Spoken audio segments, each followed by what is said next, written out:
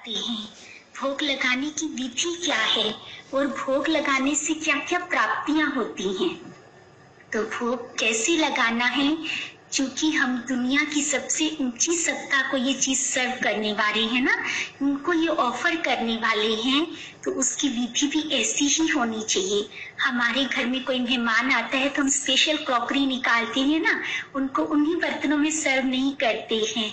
तो परम पिता परमात्मा के लिए भी हमको बहुत सुंदर छोटे छोटे, है ना, जैसे बच्चों के लिए अलग से बर्तन रखते हैं, तो हमको भी बाबा के लिए बहुत प्यार से कुछ बर्तन रखने हैं अलग से। आप उसमें 2-3 डिब्बी रख सकते हैं, एक सुंदर सी थाली रख सकते हैं, छोटी सी गिलासी रख सकते हैं, एक चम्मच रख सकते हैं। और जब आप परम पिता परमात्मा के लिए भोग बनाएंगे तो उसको इतने प्यार से बनाना कि बाबा दौड़ता हुआ आए उस भोग को खाने के लिए। आप चाहें तो अपनी किचन में भोग बनाते हुए बाबा के प्यार के सुंदर सुंदर गीत चला सकते हैं, या फिर किसी सम्मान में स्थित होकर कि जैसे मैं परम पवित्र आत्मा हूँ, मैं इष्ट देवी हूँ, ये कह करके आप परमात्मा के लिए बहुत प्यार से बाबा के लिए भोग बनाएंगी। और सदा ये याद रखना कि ये मेरा नहीं, बाबा का घर है, ये बाबा का भंडारा है, तो उसमें सदा ही बरकत रहेगी। कभी भी मैं मेरापन नहीं, सदा ही निमित्त भाव। मैं तो बहुत भाग्यशाली आत्मा हूँ कि मैं भगवान के लिए भोग बना रही हूँ। जब आप इस भावना से बहुत प्यार से भोग बनाएंगे और उसको बहुत सुंदर सी थाली में सजाएंगे, फिर उसके ऊपर एक बहुत सुंदर सा रुमाल डालना और बड़ी प्यार से बाबा का कमरा है, मंदिर है, तो उसमें लेकर के जाना, परम पिता परमात्मा के सामने रखना और फील करना कि कहना बाबा को कि बाबा पहले आप इस भोजन को स्वीकार कीजिए, आप इस पर अपनी कृपा दृष्टि डालिए, उसी के बाद आपके हर बच्चे को ये भोग स्वीकार कराया जाएगा। और फील करना जैसे स्वयं परम पिता परमात्मा ज्योतिर्बिंदु उसमें अनंत शक्तियां डाल रहा है। बहुत खूबसूरत सा सीन देखना कि जैसे परमात्मा की शक्तिशाली किरणें उस भोजन में पड़ रही हैं और उस भोजन का कण कण एकदम शुद्ध और पवित्र हो रहा है। पूरा का पूरा भोजन ही प्रसाद बन गया है। अब उसका एक निवाला बड़े प्यार से हाथों से अपने बाबा को खिलाना और फील करना कि जैसे बाबा ने आपके ऊपर वरदानों की बारिश कर दी है और बाबा भी अपने हाथों से आपको बड़ी प्यार से खिला रहा है।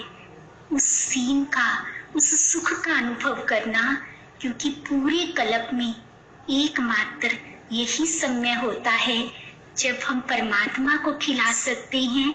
और जब परमात्मा अपने चैतन्य ठाकुरों को, अपने बच्चों को अपने हाथों से खिलाता है, तो इस सीन को एक दिन भी मिस नहीं करना है।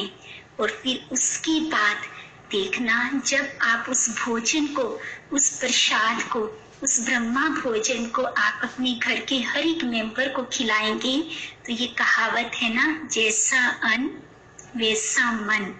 हर एक आत्मा का मन शुद्ध और पवित्र हो जाएगा, क्योंकि जैसा भोजन खा रहे हैं वैसी उनकी वृत्ति बनती जाएगी। और जैसा मन वैसा तन। तो परमात्मा को जब हम भोग लगाते हैं तो एक तो इससे घर में हमारा भंडारा और भंडारी सदा ही भरपूर रहेंगे, और दूसरा घर के हर एक सदस्य का मन शुद्ध और पवित्र बनेगा। तीसरा, जैसा मन वैसा तन। अगर किसी के तन में कोई बीमारी होती है, कोई व्याधि है, तो वो भी बाबा के भोग को अगर रोज स्वीकार करेगा तो वो भी दूर हो जाएगी, क्योंकि मन का असर सबसे ज्यादा हमारे तन पर होता है। तो इतनी सारी प्राप्तियां, और सबसे बड़ी प्राप्ति क्या है कि परमात्मा के प्यार का, उस सुख का अनुभव होगा जो हमको कभी नहीं मिल सकता, जिसके लिए हम जन्म जन्मांतर तरसते रहे कि कभी तो आओ और हमारे हाथों से अपना भोग स्वीकार करो।